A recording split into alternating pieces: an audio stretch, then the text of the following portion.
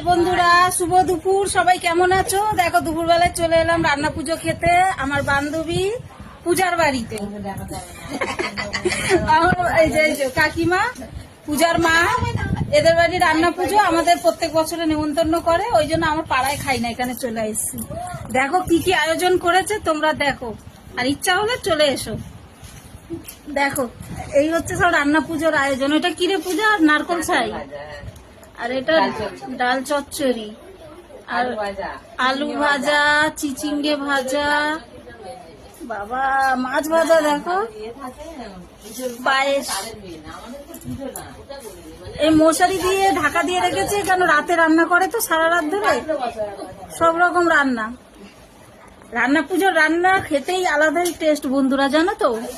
কারা কারা রান্না পুজো খেতে গেছো আর কাদের বাড়ি আছে কমেন্ট করো। Thank you.